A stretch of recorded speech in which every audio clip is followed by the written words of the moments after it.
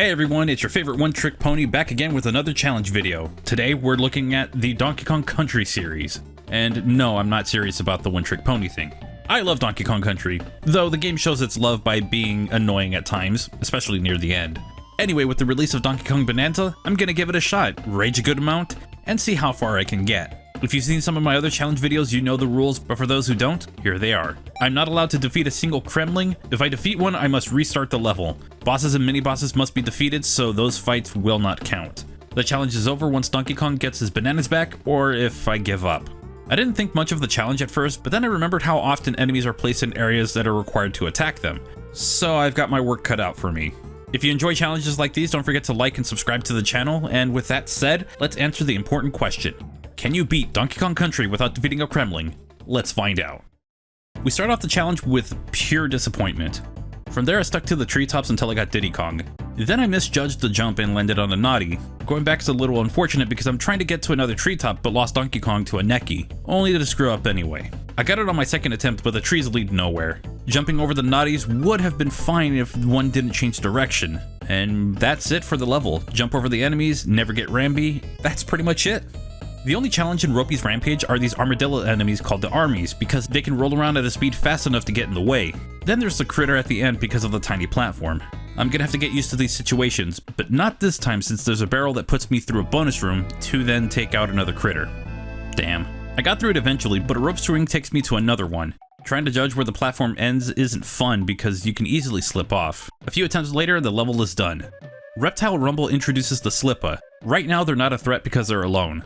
Things went pretty smooth until I came across 3 of them after this tire. Damage boosting made things worse as now I have to start over.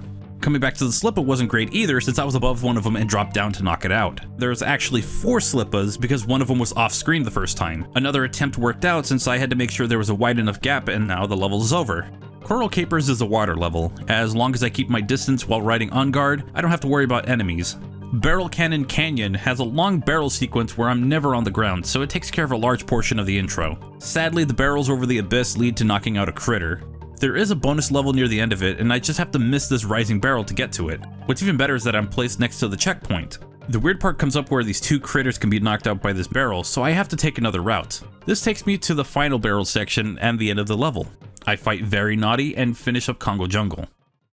Winky's Walkway was great. There's lots of space to move around and with no problem enemies. Minecart Carnage is a level where it's impossible to fight enemies, so we get another easy win. Bouncy Bonanza isn't too bad either. Obviously, waiting for some of the critters to land before going for jumps is key, but there are ones with these large jumps that'll require waiting for them to go into the air. It's another easy level. Stop and Go Station would have been another easy win because the majority of the claptraps are spread far apart and the Rocker Rocks can only be defeated with the hand slap in the GBA version of Donkey Kong Country. The only threat they pose is if they're aggressive when the barrels aren't activated. Anyway, this trio of claptraps ruined the level for me. It's fine because there's one with this super tiny ledge that made it worse. After another attempt, I finished the level with 1 Kong remaining. But then there's Milestone Mayhem, my own personal hell. Going through the bonus stage got me past a dangerous enemy, Crusher. It's a shame these critters are jumping very low, so they have to be jumped over. This created a few issues like under this massive wheel. On a return, I made it past them, but made a huge mistake with the TNT barrel. If you pick one up, it will explode whether an enemy touches it or when it detonates after a few seconds. Another attempt was ended when a group of 4 critters were clumped together, making this long jump impossible. It took a bit of time to despawn one of them and maneuver through the rest. After that is one of the toughest parts of the level. These pits have slippas, and the wheel is so close to the spots that I can jump across. I thought damage boosting here would have been a must. It doesn't make it much easier since there's a Necky on this platform that I really needed.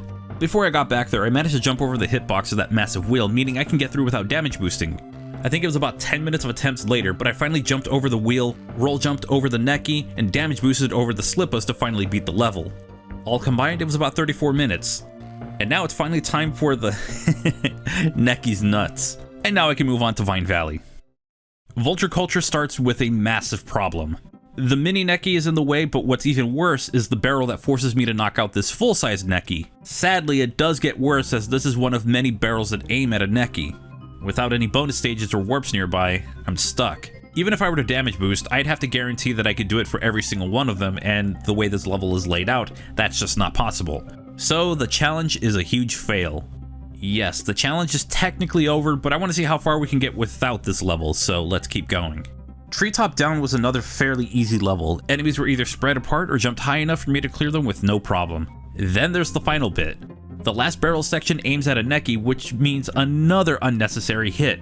That would be the case for this level, but I wanted to do some research to be 100% sure, and turns out there's a way to do it. And this is where I have to give credit to the YouTuber Who Is This Git, because they did the challenge years ago. But I found this video when I was trying to find a solution to a level in Chimp Caverns. Anyway, the idea is to press and hold left at the second to the last barrel to cause the Neki to move out of sync. And this is the only way to get through that part. Go check out Who Is This Git's version of the challenge and see what they might have done differently. Anyway, let's move on. Force Frenzy isn't that bad when you take out the user error. I did have to damage boost past this duo of critters, but there's a DK barrel, so I didn't lose anything for a few seconds. Even the critter Neki combo didn't get in my way. Where it became tough were the ones on the ledges. It's that first one after the rope that's a problem, only because I wasn't a fan of the angle I had to jump at. After that, the level is over. Temple Tempest is another easy one where the only real obstacles is this trio of naughties and the critters near the end. The idea is that you have to outrun the giant wheel, which is pretty easy. The critters made that part a little tough, and turns out all I had to do was run at full speed and the level is over. Orangutan Gang is another fair level, but getting Espresso makes it another win since Espresso cannot attack, so all of the enemies are easy to get over.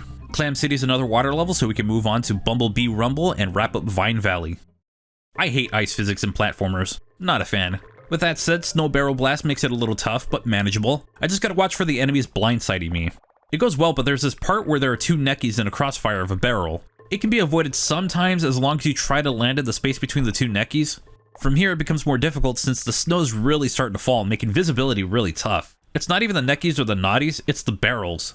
Timing them with faster and faster moving zingers is the most annoying part. Thankfully there's a hidden barrel that'll blast you through all of it without having to deal with the zingers and allow you to finish the level.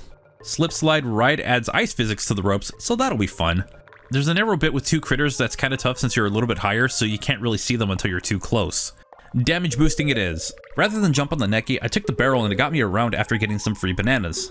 And that's about it. There wasn't a whole lot else going on. The rest is avoiding zingers near the icy ropes, so not a lot to deal with. Ice Age Alley has a Neki after a rope where I have to either hit it, fall into the abyss, or land on the platform. Later on there's a mini Neki that forces you to slip underneath it, but there will be other ones that will make it annoying to go through. And honestly the problem is just the projectile. After the checkpoint, there's a Menki Kong that guards the rope, which means I have to get it to turn around so I have some footing. From there, I had to make a few blind jumps as I attempt to dodge claptraps, which is perfect. Well, there's only one thing to do. There were many times where I would get close, but wouldn't land on the platform, so I'd slip off of it. At last, I got hit by the third claptrap, but then I used the character switching to hop over it after damage boosting, and I messed up again. There's a Menki Kong up a steep hill that needs to get out of the way because I can't clear it. And this is where I have to give credit to another resource that I used throughout this playthrough, the DKC Atlas. It has maps of each level and shows all the bonuses, warps, and animal buddies that you can get. And guess who's at the very far left? Espresso. And to get to him, you are going to have to damage boost through the mini Neki, so it's not the easiest to get to if you only have one character. Obviously, this means I can clear the level with no problem so long as I don't lose him. Man, I made that way too hard on myself. Anyway, Croctopus Chase has no enemies, so it's another free level. Torchlight Trouble was not much trouble. I was given just enough space to land between the clumps and the barrels, and at the first crusher, I went into the bonus stage after picking up the barrel by accident. This level's pretty much done after that. Seems like all I had to do was not hit the fire or the spike wheels. Easy stuff. Rope Bridge Rumble is a level where you shouldn't start with Donkey Kong because the army will get in the way. Attempt number 2. Attempt number 3 was fine until I went through a bonus stage, came out, and then bonked a tire. I did the same thing on attempt number 4, but I swear I can play these games. Soon I threw a DK barrel at a red zinger, and honestly, how many more mistakes can I make? On another attempt, I get to these jumping critters, and the trick is to cartwheel over the pit and jump. Not the hardest thing in the world, but the duo critters is the trouble spot. The only solution I had was to cartwheel jump through them, and hoping to slip past them by jumping over the one on the right. This took a ton of attempts, and is a super obnoxious thing to get right. After that is another duo that jumps a bit higher, same strategy as before, and the level is pretty much done. After a fight against the really naughty, I can get the hell out of the mountains. Oil Drum Alley is a super easy level. Lots of space to move around, even with the trio of critters jumping at me, and the only thing that got me were the oil drums. I could go over how annoying Trick Track Trek was, with many enemies that land on the stupid platforms and the clump that screwed me over at the very end, but there was a warp at the beginning that made the anger increase. There were tons of tight jumps before I discovered this warp, so I guess it's fine. I was able to beat the level, so I'll take it. Elevator Antics has a few slippas, and the one that got me were the ones in this little room. making damage boosting the only way to get through. The zingers weren't too bad, but the red ones that move horizontally were tricky. Same goes for the slip-a-spawn and the mini-necky. It took me a while to get through that, but the key is to get through it as fast as I can. Do not let that one spawn. The mini-necky moves up and down, so wait for it to move up, and we're mostly in the clear. Even if I lose a Kong, there's a checkpoint followed by a bit of jumping around clumps. There is a bit after the DK barrel that requires jumping on the elevators because you're not given a lot of room, but there's a mini-necky that goes at 3 different elevations that took me down. There's a forgiving window for that, but it's still weird to fall on a platform that I wasn't expecting. After some time, I finally made it through while dodging projectiles from the mini-neckys. The final elevator section is easily out of the way to finish the level.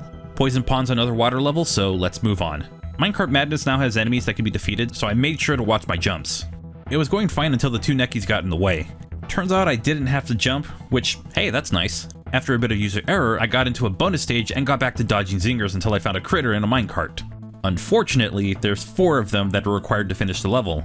So this one's another fail. There's no warp point, and there's no bonus stage that'll get me through them. This one cannot be beaten. Now it's time for Blackout Basement. The wonderful gimmick of this level is that there are constant blackouts throughout the entire level. If anything, it seems like some jackass is constantly flicking the light switch. Avoiding one critter with this? Not bad. Avoiding a group of them is an absolute nightmare. To make this possible, I had to make sure one of them fell into the pit, and then quickly jump towards the remaining critters.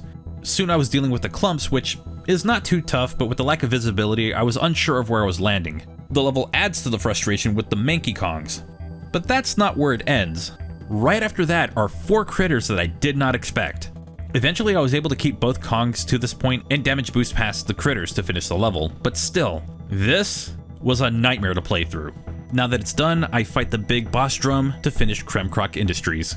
And I know what you're gonna say, there are Kremlings here in this fight, but this is a boss. These fights have to be the exception because it's a boss fight. Anyways, let's move on. Tanked Up Trouble is going to force me to multitask by avoiding enemies and keeping this platform going with fuel. It's fine until I get to a critter with the fuel tank over it. All it took was a cartwheel jump to get it, but at the end of this track was a critter guarding the only platform within reach, or so I thought. See, when these platforms run out of fuel, they rise up and then they drop, and that's where the cartwheel jumping comes in. From there, it was very nerve-wracking but pretty manageable. For a final world level, it's a pretty easy win. Same goes for Manic Mincers because there's a lot of room to play around with, and even with the foreground blocking me a bit, it was a cakewalk. Misty Mine would have been just as easy if it wasn't for a major screw up on my end. Before we get to that, it's a level that has a bunch of enemy spawns, and the rate that they spawn at gives more than enough time to get over them without any problems. My big mistake was accidentally grabbing the TNT barrel because I wasn't really paying attention. I know the claptrap was off screen, but it was close enough for me to count it. I didn't want to be wrong on this. It took the 5th attempt to get it right. And with that, the level's over. There really wasn't a lot going on after this part. Loopy Lights is brutal. The lights are used for visibility, which isn't a huge issue at the beginning of the stage. The biggest obstacles in the challenge are the claptraps, because this time they can jump at the same time as you do, though they fall a little bit faster. It took a while to time the jumps just right, and getting it right many times in succession was as much of a challenge as anything else. There are other times where making them jump when you do is beneficial, by making them, you know. There were other times where the lights going out made it tough to see where I can land, and it felt like I was going for blind jumps. It does get easier when the game decides to show mercy and only has zingers. The Manky Kong at the end was just insult to injury. Make it past him and the level is over, after a claptrap. And now it's time for the final level in this challenge. Platform Perils. F this level. F this level. F this level. This is, without exaggeration, the hardest level in this challenge. Here's why. The start isn't too bad. I forced one of the clumps to despawn to give me some space to jump. I rode the moving platforms and dodged the armies. Then there comes problem number 1, the checkpoint. You can't hit it or the zinger flying around it will get knocked out. So, I need to do this entire level in one go. Trust me, it gets worse. After that, I had to jump back and forth to avoid either hitting or taking damage from the naughty. By the way, I have to do this 5 times and then attempt to jump over a clump. And now is the worst part. I have to attempt the same thing with a Grey Crusher. With multiple Grey Crushes, actually. If you try to jump on them, you're only going to bounce off of it. So, there are multiple enemies on here on a tiny platform that are capable of bouncing me off, which means if I die, I have to start over. Every single part. After so many f***ing attempts, I got through it, and I kind of cheesed the ending that had the naughty on top of that small platform. Thank you, DK Atlas, but f*** you, game, for making me endure this form of torture. But after so long, and so many exhausting attempts, I can finally fight Necky Sr. and the crazy crocodile himself, King K. Rool, to finish the game, and return the banana horde to where it belongs. So, can you beat Donkey Kong Country without defeating a Kremling? Obviously the answer is going to be no. Vulture Culture was one of our undoings with the Neki placement, and so was Minecart Madness. Though I will say I got a lot out of this challenge. Extreme frustration, but also some fun. I still hate ice physics, that's never going to change. I should always look for a warp barrel because I missed a few, and it would have actually cut down the time of this challenge by a bit. And finally, platform perils can go f*** itself. Aside from the frustrations with that level and a couple of others, I enjoyed a large portion of the game with this challenge. It's another instance where I got to pick up some tricks that made things simpler, and I got to play a kick-ass game out of it. I'm aware that there's a ROM hack that forces you to play the game in pacifist mode that has its own set of rules, but unfortunately I wasn't able to get it running in time for this video. If you can get it to run, I wish you the best of luck because some of those jumps will get to you. Even if you don't want to play that, play the Donkey Kong Country games. They're pretty good, they're pretty challenging, and I understand that I have a lot of nostalgia towards it, but I think you'd get a kick out of it. And I think that'll just about do it. Hey everyone, thank you so much for watching today's video. If you've tried Donkey Kong Country's pacifist ROM hack, this challenge, or hell, if you've tried Donkey Kong Bananza, let me know what you think about it in the comment section down below. If you enjoyed this video and you're new, don't forget to subscribe, like the video if you did, and at this time I want to thank the supporters of this channel here on YouTube and also on Patreon. The Chaos Tier supporters have their names scrolling on screen right now, and there's a Super Tier supporter, Dalton Furry, who gets a verbal shoutout. Thank you all so much for your extra support, it means a lot. And if you'd like to support the channel with a monthly contribution, you can do so with the join button below this video, or you can go to patreon.com/GottaBeFrank. Lowest tier is $1. I thank you for your extra support, and you get some perks with it as well. You can find my social media stuff in the description of this video as well: Discord, Twitter, Instagram, TikTok, whatever. And once again, thank you all so much for watching. I hope you have a wonderful and safe day, and I'll see you in the next one. But until then, take care.